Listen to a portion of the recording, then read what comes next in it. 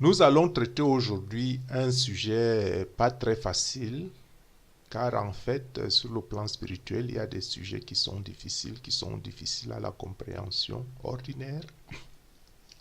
Et j'ai intitulé le titre "L'épreuve est-elle aussi un moyen de sanctification?" Il n'est point de doute que Dieu est un Dieu d'amour, que notre Dieu est un Dieu bon. C'est la bonté même par excellence, la bonté par essence. Les voies de Dieu sont impénétrables, entend-on souvent dire. Et bien que les voies de Dieu soient impénétrables, nous savons que, sans risque de nous tromper, que les voies de Dieu semblent impénétrables seulement pour ceux qui ne sont pas spirituellement mûrs. Il est donc grand temps que ceux qui sont appelés par Jésus, par le nom de Jésus, ceux qui ont mis leur foi en lui et ceux qui espèrent en lui, qu'ils retournent réellement et sincèrement dans une marche complète, une marche entière, dans les voies de Dieu, indiquées dans les Écritures, la parole. Pas un pied dans le monde, un pied en Christ. Il faut, pour appréhender certaines choses, que nous ayons pleinement conscience, que nous faisons entièrement confiance en Dieu, que nous soyons de plein pied dans la foi. Autant les cieux sont élevés au-dessus de la terre, autant les voies de Dieu sont élevées au-dessus des voies des hommes, et les pensées de Dieu au-dessus des pensées des hommes. L'Éternel le dit par lui-même déjà en Ésaïe 55 au verset 8. Car mes pensées ne sont pas vos pensées, et vos voix ne sont pas mes voix. Et le psaume 89 au verset 2 ajoute que la bonté de Dieu a des fondements éternels, parce que la fidélité est établie dans les cieux. Et c'est cette bonté qui abonde pour ceux qui craignent Dieu. Alors, me demanderiez-vous quel est le sens de la signification de l'épreuve si la bonté abonde? Et moi, je vous rétorquerai, vos enfants que vous aimez comprennent-ils toujours le bien fondé du choix, le choix des bons parents pour eux? J'irai même un peu plus loin en vous demandant si on ne doit pas toujours opérer douloureusement une tumeur pour recouvrer la santé. Bien plus, la compréhension de toutes choses ne nous est pas donnée. Ça, il faut être clair là-dessus, que nous ne pouvons pas comprendre toutes choses, le but de toutes choses. Sinon, par la grâce, il faut des fois la grâce pour comprendre certaines choses. Parce que Matthieu 11, 25 nous dit, en ce temps-là, Jésus prit la parole et dit, je te loue, Père Seigneur du ciel et de la terre, de ce que tu as caché ces choses aux sages et aux intelligents, et de ce que tu les as révélées aux enfants. Donc, indirectement, même si nous nous estimons enfants de Dieu, et que nous soient révélées certaines choses, il faut tout de même admettre que Dieu ne nous a pas révélé toute la vérité sur lui, et que ce que nous savons en partie, et que même si nous prêchons aussi en partie, et qu'il y a un temps qui viendra où toutes les choses seront révélées au grand jour. Donc, les jugements de Dieu sont insondables. Néanmoins, ils ne sont pas des jugements dotés de moins d'amour. Ils sont insondables, mais ne sont pas moins des jugements d'amour. Même quand des fois cela nous paraît absurde et paradoxal. Chaque chose que Dieu permet a un objectif. Et la première est la gloire de son saint nom. L'objectif premier de chaque chose que Dieu permet est la gloire de son saint nom. Pourquoi? Parce que Dieu veut tenir, Dieu tient le gouvernail comme créateur. Le Dieu ne partage sa gloire avec personne. Alors, pourquoi vous qui vous confiez au Christ, pourquoi vous lamenteriez-vous devant les épreuves comme les païens? Ne savez-vous pas que Dieu redresse toutes les choses, que Dieu redresse toutes les voies tortueuses?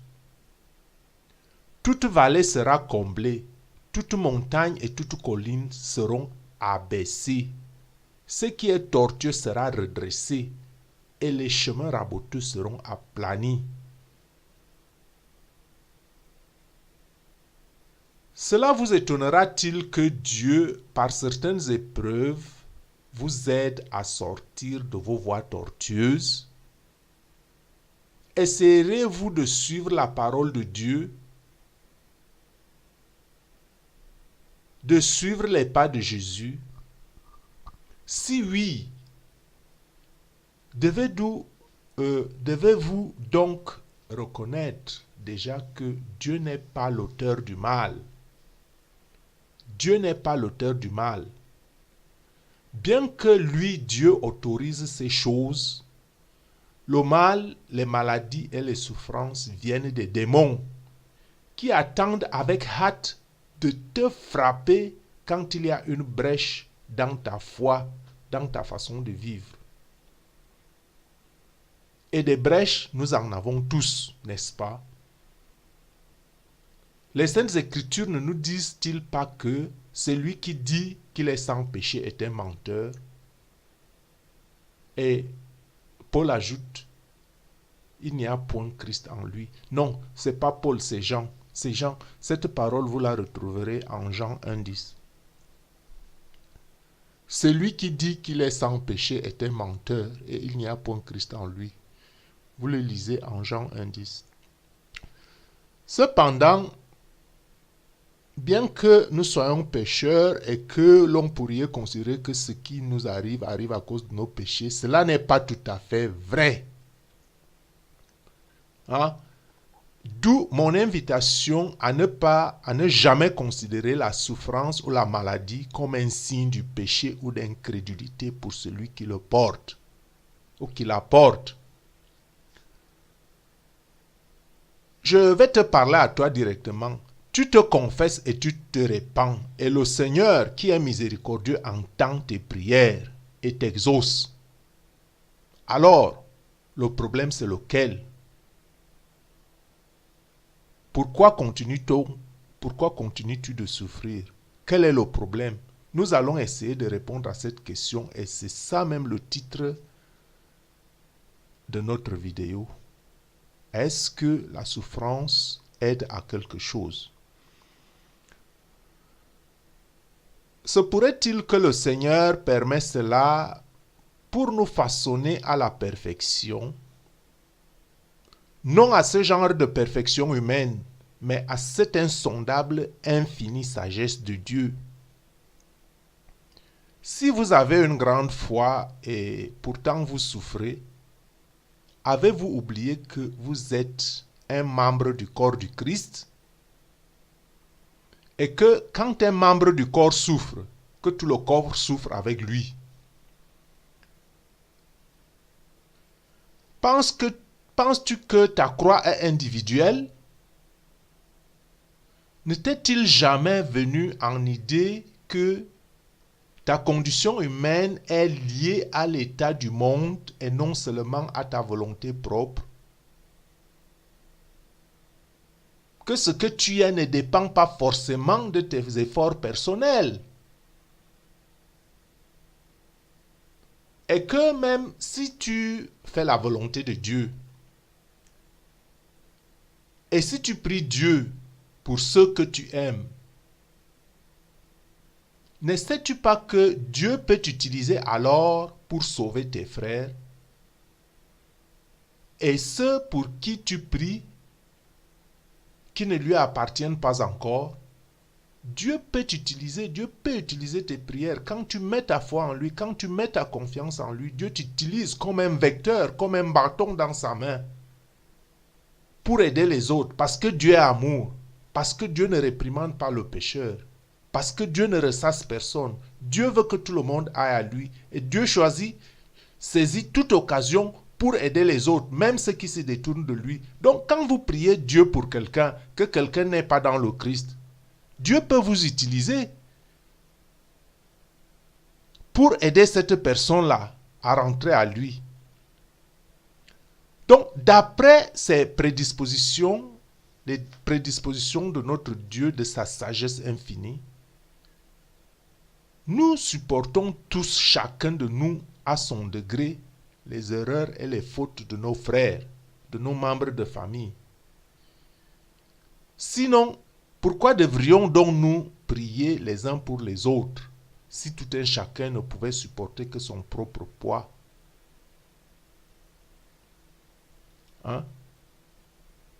Ou apparteniriez-vous à ceux qui prennent la parole du Christ que de manière superficielle? Quand le Christ dit supportez, priez les uns pour les autres, aidez-vous les uns les autres, portez-vous les foi les uns les autres, c'est ce que cela veut dire. Que vous pouvez avoir une plus grande foi, mais votre récompense à l'heure actuelle n'est pas à la hauteur de votre foi. Parce que votre récompense n'est pas forcément ici sur cette terre des vivants.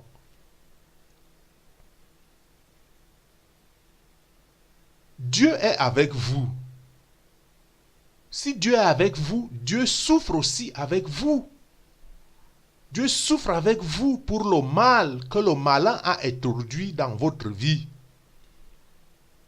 Christ n'a-t-il pas crié à la croix, mon Dieu, pourquoi m'as-tu abandonné?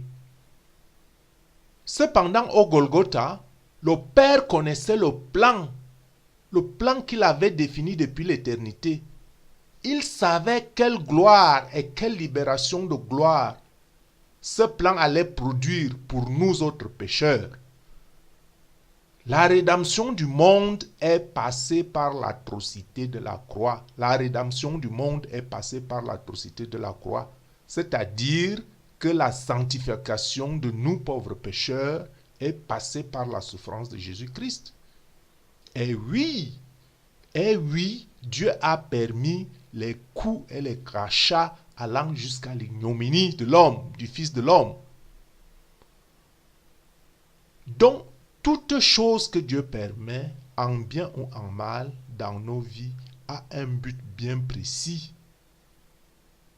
Et bien sûr, ce but est pour notre bénéfice ultime.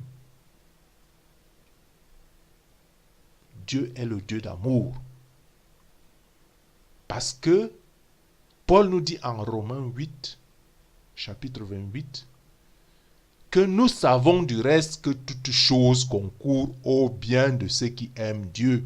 Nous savons que toute chose concourt au bien de ceux qui aiment Dieu, de ceux qui sont appelés selon son dessein. Car ceux qu'il a connus d'avance, il les a aussi prédestinés à être semblables à l'image de son Fils. Être semblable à l'image de son Fils qui a souffert sur la croix et qui a acquis la gloire éternelle.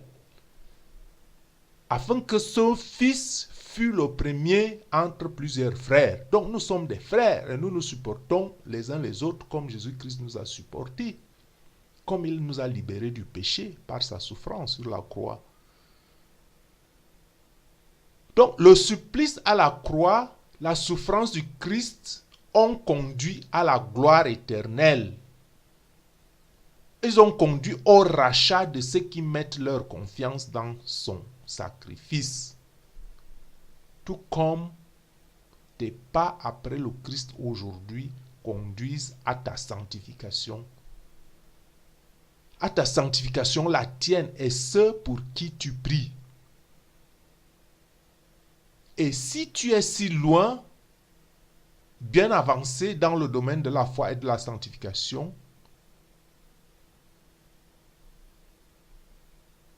tu es compté parmi les élus et autres membres du corps du Christ. Et si tu es élu et membre du corps du Christ, alors, comme nous le disait Paul tout à l'heure, que quand tu es membre du corps du corps souffre, tout le corps souffre avec lui. Donc ta souffrance n'est pas forcément individuelle. Ta souffrance n'est pas seulement parce que tu mènes une vie de péché. Ta souffrance fait partie du plan de Dieu parce que Dieu a un plan pour chacun de nous. Dieu a un plan pour établir le règne du Christ sur terre. Et c'est ce plan, dans sa sagesse infinie, qu'il a défini la composante de la compassion. Parce qu'il ne s'agit pas d'avoir la compassion pour la compassion. La compassion a déjà son rôle très pratique sur la vie pratique et il a une très grande influence sur la vie spirituelle. Avoir de la compassion pour les autres, vous leur apportez ce baume. Quand ils vous voient, ils voient en vous Jésus-Christ. Quand vous leur apportez cette aide, ils voient en vous Jésus-Christ. Et cette récompense sur le plan, je dirais, de l'invisible, de ce que vous ne pouvez pas voir, sur le plan où Dieu vous a fermé les yeux, c'est imaginable et c'est grandiose. C'est cette compassion dont parle le Seigneur. Parce que la compassion, c'est aussi se conformer à la volonté de Dieu. Le sacrifice pour les autres, le sacrifice en temps de prière, le sacrifice en don de matériel, en aumône, le sacrifice en souffrance morale, parfois même physique. Tout cela fait partie du plan de Dieu. Donc, oublie l'illusion du bonheur parfait sur terre. Quand tu suis les pas de Jésus-Christ, oublie l'illusion du bonheur parfait sur terre. Je ne fais pas l'apologie de la souffrance. Je ne dis pas d'aimer la souffrance. Mais quand la souffrance vient, il faut la supporter avec endurance. Mais que ta vraie récompense, c'est dans les cieux. Et cette récompense surpasse tout ce que tu peux imaginer. Et je vais donc conclure ce thème très douloureux et très difficile par ces paroles qui sont dites par Paul en 1 Corinthiens chapitre 13 versets 11 à 13 qui dit: Lorsque j'étais enfant, je parlais comme un enfant, je pensais comme un enfant, je raisonnais comme un enfant. Lorsque je suis devenu homme, je fais disparaître ce qui était de l'enfant. Donc quand on parle de souffrance, tout le monde fuit la souffrance. Ce n'est pas que nous aimons la souffrance. Tout le monde fuit la souffrance parce qu'on voit le mal dans la souffrance. Mais quand on devient grand, on sait par les quelques bribes de vérité que Dieu nous dépose dans l'esprit que même la souffrance concourt au bien-être des enfants de Dieu. Je continue le texte de Paul en Corinthiens 13, 12. Aujourd'hui, nous voyons au moyen des miroirs d'une manière obscure. C'est ce que je disais que nous voyons de manière partielle. Mais alors, nous verrons face à face. Aujourd'hui, je connais en partie, mais alors je connaîtrai comme j'ai été connu. Ça, c'est la parole de Paul. Ça, c'est la parole de Dieu. Ça, c'est la parole de Christ. Donc, mettons notre confiance en Dieu et sachons que la sanctification par l'épreuve, c'est l'acceptation de la volonté de Dieu dans nos vies, quand bien même cela nous priverait de ce que nous aimons, de ce que nous aimerions voir. Sachons que la grâce de Dieu accompagne toujours toute épreuve. Au bout de l'épreuve, il y a la récompense. Que Dieu vous bénisse dans l'endurance des épreuves qui vous accablent. Faites-lui entière confiance. Béni est celui qui peut empêcher tout mal dans nos vies. Bénis notre Dieu. Et donnons-lui gloire pour les choses qu'il a permises. Car la moindre chose a un but. Gloire à Dieu.